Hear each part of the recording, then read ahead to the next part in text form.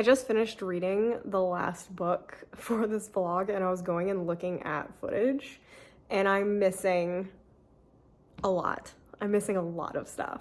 I am so mad. I am so mad because after I finished the book, I was like, yeah, this is where I'm calling it. So I started looking back at like my footage that I'd filmed. I think I deleted a bunch of it before going to Alaska. But yeah, I am missing the first entire book. I have all the spins. I recorded all the spins, but I'm missing everything for the first book, the intro to the spin, and talking about the book. And I had like 4 or 5 updates for that book, so I'm really mad about that. And then I'm missing the intro and talking about what happened with the second book. And then I'm missing the intro to spin for the third book. I'm so mad. So after the third book, I have everything else, but I'm missing a ton of stuff. So we're just gonna pretend. We're just gonna talk about them. I'll show you the spin and then I'll tell you what I thought about them. But it's only really, yeah, okay, it's just 2 of them that I need to talk about without like, as if nothing happened. So let me show you the spin for the very first book.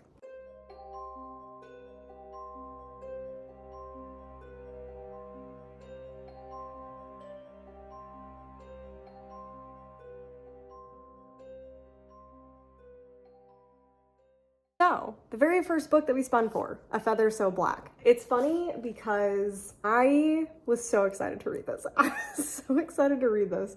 And I almost DNF'd this 3 or 4 times while I was reading it. I am so sad I don't have my clips from this. Because like I said, there was like 3 or 4 updates because it was so up and down while I was reading this. At one point I came on and I was like, oh my god, I'm loving this. This is so good. And then 100 pages later, I was like, this is bad. This is bad. And then there was a point that I was like, oh, actually, okay, I'm getting it. I'm getting it again. And then it went downhill again. But this one is following our main character who is, it's been a while since I read this. Again, another reason I'm annoyed. Fia. And she is a changeling that is living in the kingdom, and she is a changeling for the queen, or the queen's daughter, so the princess. So the queen treats her kind of like a daughter, not really, like it's very mixed, but the queen knows where her daughter is, and basically the whole thing is sending Fia and the prince who is supposed to marry the princess, who is betrothed to the princess, they're gonna go to Fae lands and rescue her, but there's also like this side mission going on. This book is so boring. It is so boring. I read this back in June and I should have DNF'd it. I should have just DNF'd it, but I really didn't want to DNF like the very first book that I spun for on here.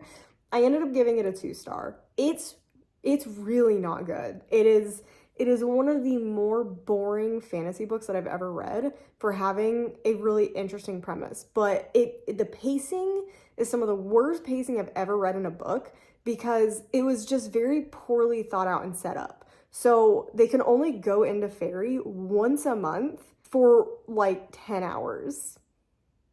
And that's what it feels like. It feels like you are wading through this other stuff because it's partially taking place between Fia and the betrothed prince, and it's them like in this like citadel outside of the entrance to Fae lands. And so those chapters are so boring.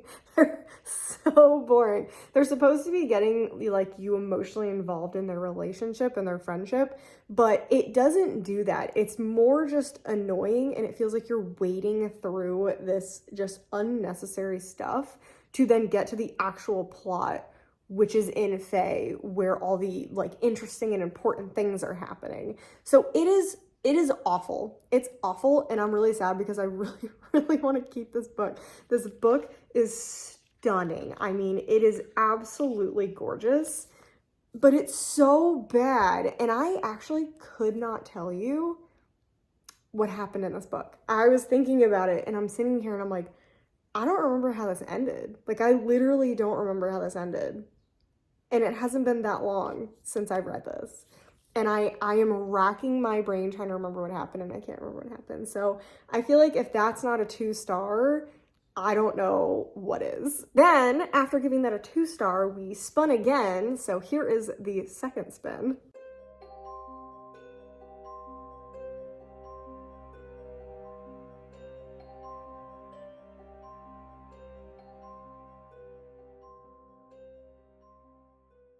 We spun the Dreaded Evocation. If you guys don't watch my unboxings, this was a surprise. I thought I had skipped this version of the book. I don't like S.T. Gibson's writing. I just don't. I'm not interested in it. I gave A Dowry of Blood 3 stars. I DNF'd An Education of Malice, which apparently a lot of people did not like, so. But then I tried reading this, and I also just didn't like this. I am not a fan for myself reading polyamory. It's just not something I'm really very interested in reading about. I don't find a connection between the characters for me personally. I think it's great for some people, like if you enjoy that, that's fantastic. But for me, I don't like polyamory as the romance. I just don't like it. Like, that's just how it is. Everyone has their own preferences. I just really don't like reading about it. So for me, that's been a problem in her books. And this was no exception to that. And I especially didn't like the polyamory in this one because it felt more like cheating at the beginning than polyamory. Like, there wasn't open honesty in the relationship, which is why A Dowry of Blood I was like kind of okay with because it worked. And there was always honesty and openness. This was cheating at the beginning, and I don't like that either. I don't like, it felt manipulative, and I didn't like that. So open and honest, at least communication. But this one, I DNF'd this one. This is it for S.T. Gibson, like I said. I skipped the Owl Crate copy of this, but I forgot to skip the Fairyloot copy. So very upset. I was very mad that I missed skipping this. But this is following our main character. I barely even remember it. Oh, it started off cool too. David's our main character. We have a couple main characters. It's basically 3 main characters. David thinks he is being possessed, and he goes to his friend Reese, who is also his ex-boyfriend. And Reese's wife is a very, very strong magical person, Maura. And a relationship kind of blossoms between the 3 of them while they figure out what's going on with David and the things going on. I just, again, didn't vibe with the romance. And then I also just started getting bored. Like, it opened up really strong, and then it felt like the possession aspect of the story wasn't actually what the story was going to be about. So I just totally lost interest. So that was a DNF. So I was like, oh great, we have a 2-star and a DNF. But luckily, this is where my footage actually shows up. So I'll show you the spin, and then it'll actually get back to normal vlog formatting. And now I'm going to jump to the end to talk about the book that I just read. So enjoy the rest of the video.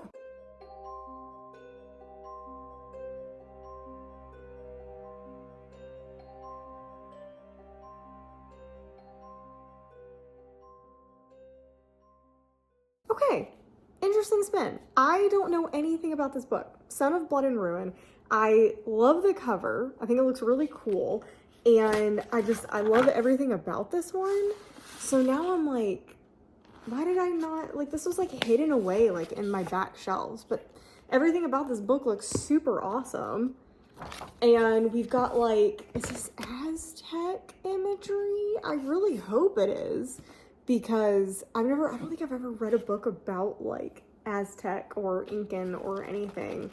That's not like a super, I feel like, easy topic to write about. So that is really cool.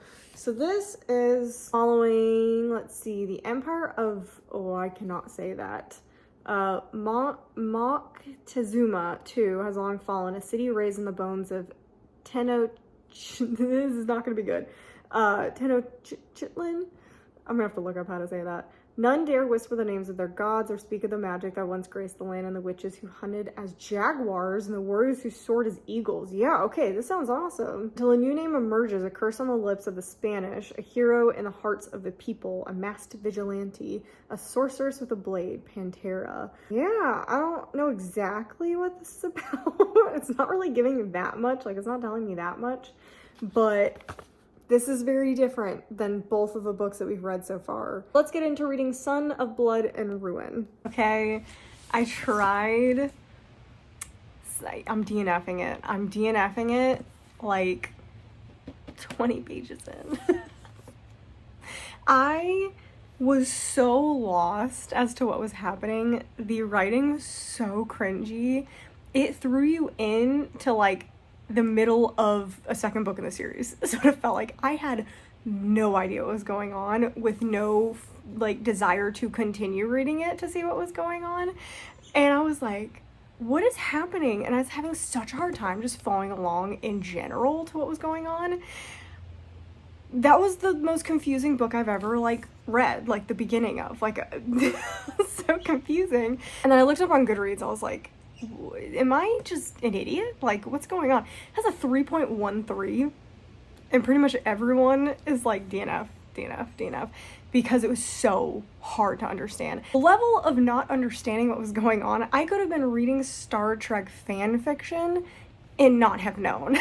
Like, the level of non-comprehension in this book was outstanding. I just can't do it. I can't even tell you what it's about. All I know is there's like a vigilante, and I think like a lot of people said online it was supposed to be like Zorro meets Mexican culture and lore, and I couldn't tell you that was what was going on. I couldn't tell you. So I'm really sad because this is a gorgeous book, and that's another DNF. So we have a 2-star, and then we have a DNF, and then another DNF. So this is not going well. So annoying. Anyway, so I already did spin, which is also why I'm a little unhinged. So let me input the spin in here. Let's roll the clip.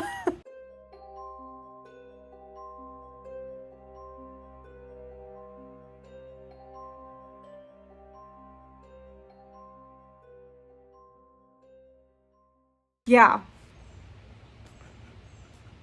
I hate everything. I hate everything. I don't think I'm gonna like this. Like, this is not the book I normally like. I just haven't gotten rid of it because people love this. And I have 2 editions, and the covers are beautiful, and I want to give it a shot, but it was on my Wheel of No Appeal, so I was thinking I would have to read it for a Wheel of No Appeal. But now I'm reading it in this. I just don't think I'm gonna like this. I don't think, and I've heard like so many different people talk about this, and it's had such a array of reviews, and I don't like The Secret History, and I feel like a lot of people said has some vibes of The Secret History, not like the actual plot line, but vibes of The Secret History, which I could be okay with. And it's all about language translation, which I do think sounds interesting, and I don't normally have an issue with pretentious writing, which I've also heard is a thing in this, but it's so big, and I saw people talking about how annoying there's like, what is it? I don't remember what it's called. Like, there's like information down in the margins, and so I'm like, the only book that I've liked that does that was Emily Wilde's, and a lot of times I was skipping them and then coming back and reading them. So I'm just debating the way I want to read it, because I've seen people read it with the margins, and then I've seen people read it without. I feel like I'll start and like see how I feel about reading those, and if I don't feel like I'm getting a lot out of it, then I will just read the text without the bottom part, and I will go back and read that at the end. So I don't know. There's many different ways to read this. I can't believe I'm doing this. This is so annoying. I know it's gonna happen. I mean, it was obviously gonna happen in either this one or in Illumicrate, because Illumicrate is the other copy I have. And this is the Fairyloot one, I believe. Yeah, this is the Fairyloot one, so at least I'm reading the right one for this. And I would get rid of the Illumicrate one if I end up thinking this is like a 3, I'll probably get rid of the Illumicrate one, because this one is, to me, a lot prettier, and it's very similar. So Pebble. Okay, out of all of the books that I've DNF'd this video, this is the least surprising, because I did not think I would enjoy this book. I did enjoy the writing style immensely, but I didn't like anything else. I didn't like anything else. It basically was what I was afraid of. I just thought it was so boring. I thought it was so boring, and I feel like this book was almost too ambitious, but basically I hated it I did read 100 pages. I read 100 pages, and I did like the beginning of it, but once we actually got to Oxford, I lost pretty much all interest in the book. And I think that's because it started feeling like The Secret History. It really did. It really started feeling like The Secret History. Not in like a little bit of the contents, but just the level of pretentiousness. It really felt like the Atlas 6, because the amount of explanation for things, I was just, it's like, leave me alone. I felt like I was being bullied by this book. Like, I legitimately felt like this author wants you to feel stupid while reading this and wants to explain everything possible to you. Like, it felt like it felt like I was back in college taking a class from a professor who clearly felt like they were above explaining basic math to their class. Like, that's what it felt like. It was like a doctorate who's worked for 40 years and has made breakthroughs in science, and they had to explain to 150 18-year-olds, 19-year-olds the basics of math. And they were like pissed about it. Like, that is what this felt like. And it was very, I just didn't love that. I didn't love that. Yeah, I didn't love that. Again, it was like the Atlas 6, where the characters were just explaining the most in the most obnoxious way too, the intricacies of their interests, and I did not give a flying fish to listen to it at all. And it just kept doing that. Like, that was like, I feel like what most of the book was.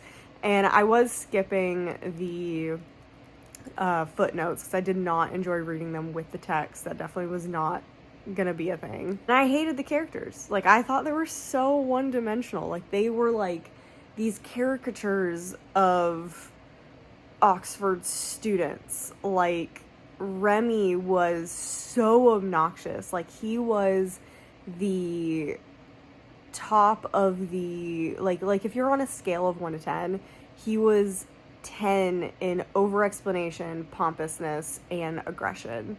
Like, he was so rude to our main character too. Like, anytime our main character didn't understand something, Remy was like, and I'm just like, ew, like, stop. Like, that's so gross. And like, I hated how all of the men who were made fun of by white men immediately start discounting and making fun of the women. And it's like,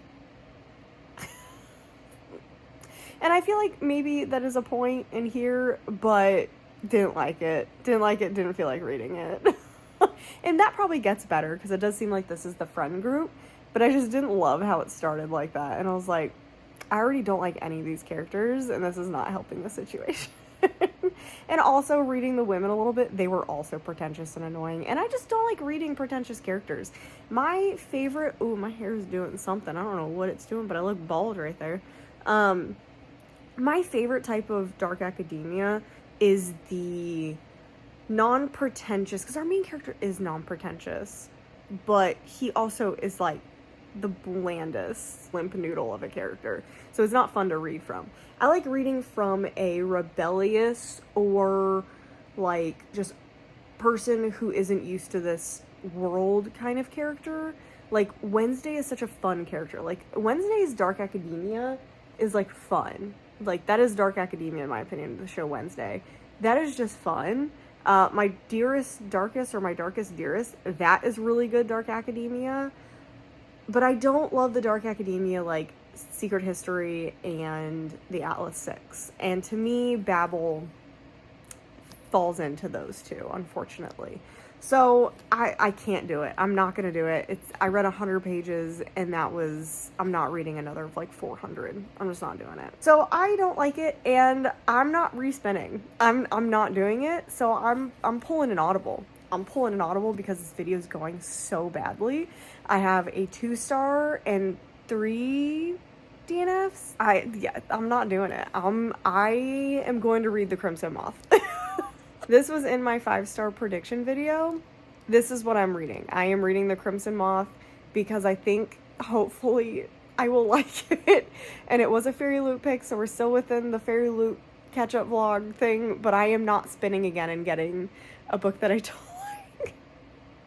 So we are going to hopefully love this book. I really need to love this book.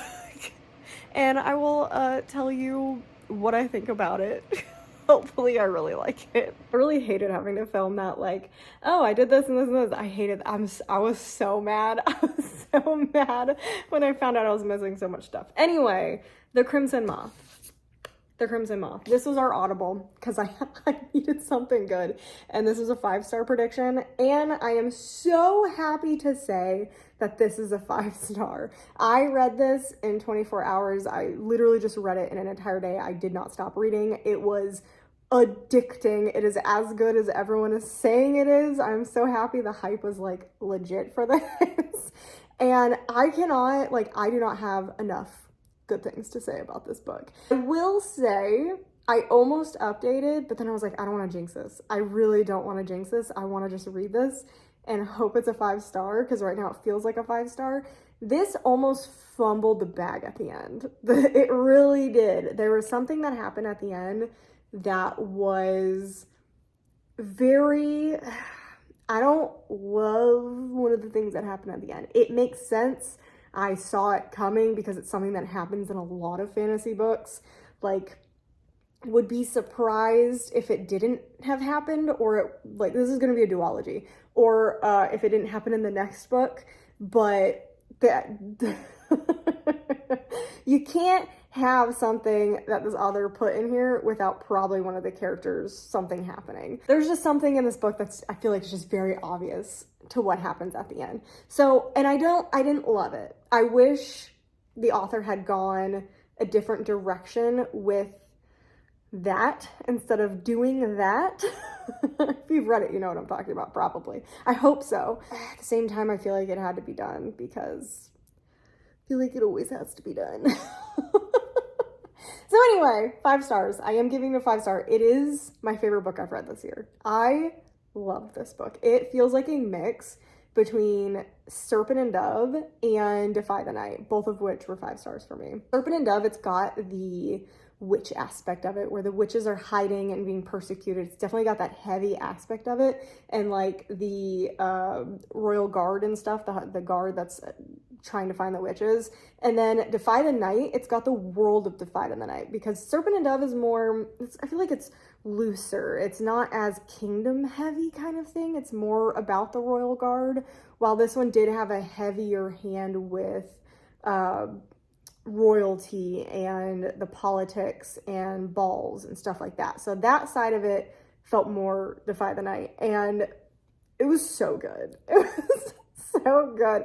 I just absolutely love this book. So our main character, Rune, is a witch. This is, again, no spoilers, is a witch, and she is working as this secret spy person called the Crimson Moth, and she is rescuing witches while pretending to be this vapid party girl who has lots of influence, lots of money, and it's just so good. I love it. The romantic interest, so good, so good. And this really is enemies to lovers.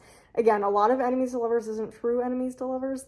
This is enemies to lovers, or like enemies, just unknown enemies kind of thing.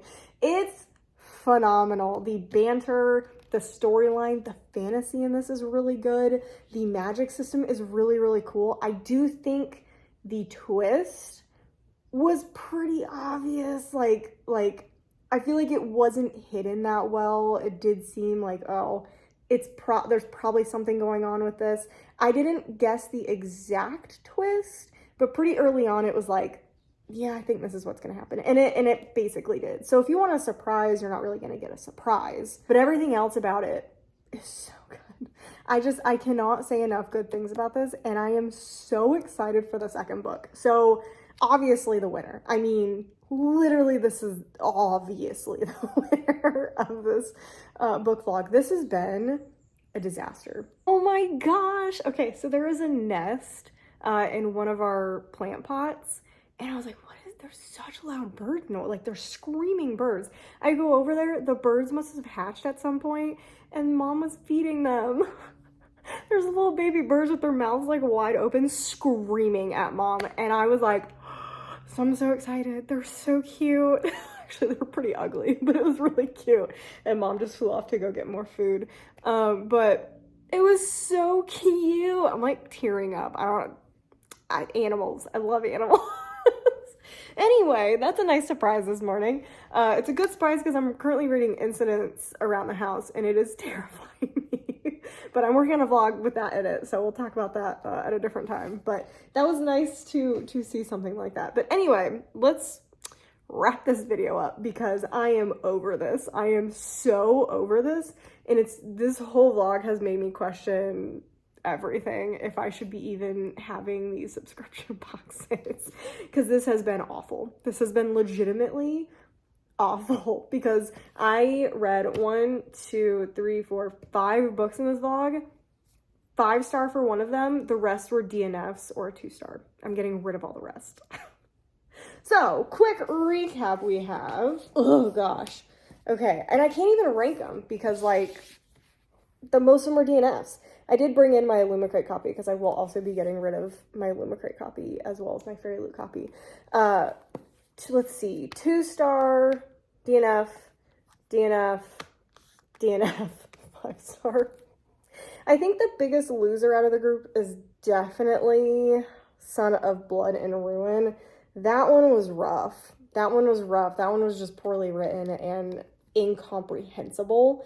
I wouldn't have ever been able to make it through. I could have gotten through Babel and Evocation and understood what was going on. I just didn't want to. I feel like I'm going to get a lot of hate for not finishing Babel, but I don't care what you say in the comments. I am not reading it. I am not interested in reading it. Evocation, the same. I'm not interested in anything that I DNF'd in this video. Sometimes I can be convinced, but no. Yeah, like, I just don't have a wrap up. Like, because normally I read more of what I had in here, but I didn't. I didn't. This was a disaster. This was an absolute disaster of a vlog, but I did find a 5-star, and my 5-star prediction was a 5-star, which is amazing. So I'm gonna take that. So winner, winner, winner. Very happy I audibled and put this in the vlog because I really needed to. I really, really needed to win. So anyway, that is everything I have for you today. I hope this was worth the wait because I know a lot of you were waiting for one of these catch-up vlogs to come up next. I don't think I'm gonna do spin the wheel again for these, maybe in the future, but I think I'm just gonna pick ones that I think I'll like, hopefully, and do it that way because this was not fun. This was really not fun. And the ones that I don't want to read, I'll put on my wheel of no appeal and decide if I want to read them or get rid of them. Because I do need to reset up my wheel of no appeal when I find it, because I have not found it from all the unpacking. And that is everything I have for you guys today. I hope you guys enjoyed it. Make sure you subscribe if you enjoyed it. Make sure you like the video if you had a good time watching it, and make sure you comment down below if you read any of these. Any of your comments, whatever. As usual, I will respond, or at least I read all of them. I read every single comment, even if I don't respond. But yeah, so thank you guys for watching the video, and I'll see you guys in the next one.